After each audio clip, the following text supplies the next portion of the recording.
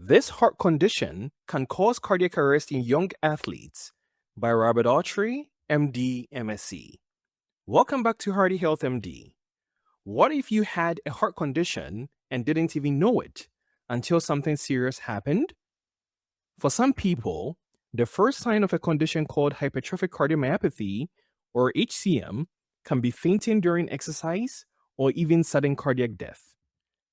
HCM is one of the most common inherited heart diseases, and many people are living with it without knowing. In this video, we'll break down what HCM is, who it affects, warning signs, and what you can do about it. So what exactly is hypertrophic cardiomyopathy? HCM is a genetic heart condition where the heart muscle becomes abnormally thick. In most cases, about 60 to 70%, this is caused by mutations in genes that control the sarcomere.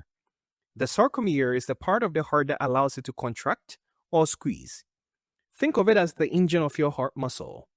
When this system is altered, the heart muscle grows thicker, but not in a healthy way. This thickening usually affects the main pumping chamber, the left ventricle. But instead of making the heart stronger, it can make it stiffer, less efficient, and sometimes block blood flow leaving the heart.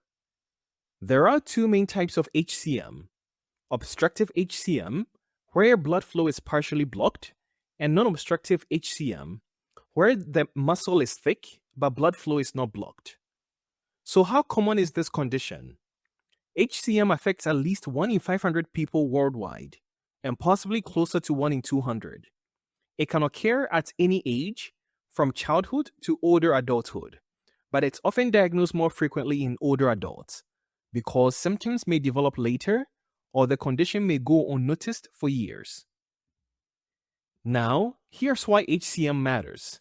Many people have no symptoms at all, but others may experience shortness of breath, fatigue, chest pain, palpitations, lightheadedness, or even fainting.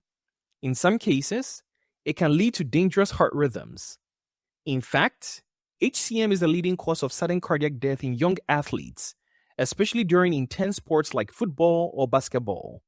And what makes it more concerning is that many people have no warning signs at all. There are also important differences in how HCM is recognized and treated. HCM affects people of all races and backgrounds, but studies show that Black patients often have similar heart structure and disease severity, yet they are less likely to be diagnosed early, less likely to be referred to specialized care, and less likely to receive advanced treatments. Despite this, outcomes are similar when care is equal.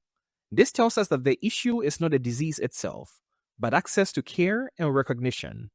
And it highlights the importance of awareness, especially in underserved communities. So why does HCM cause symptoms?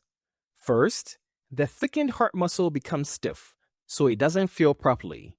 Second, in many patients, it can block blood flow leaving the heart, especially during activity. Third, the heart muscle may not get enough oxygen, which can cause chest pain. And fourth, HCM increases the risk of abnormal heart rhythms, which can sometimes be serious. So how is HCM diagnosed? Doctors usually start with a medical history, a physical exam, and an EKG. But the most important test is an echocardiogram, which is an ultrasound of the heart.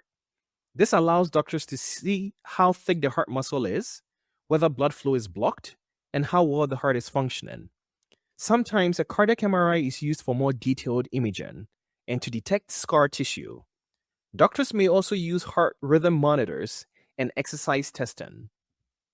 Because HCM is often inherited, family members matter. If someone is diagnosed, close relatives like parents, siblings, and children should also be evaluated. Early detection can be life-saving. Now let's talk about treatment. If someone has no symptoms, they may only need regular monitoring. If symptoms are present, treatment usually starts with medications like beta blockers or calcium channel blockers.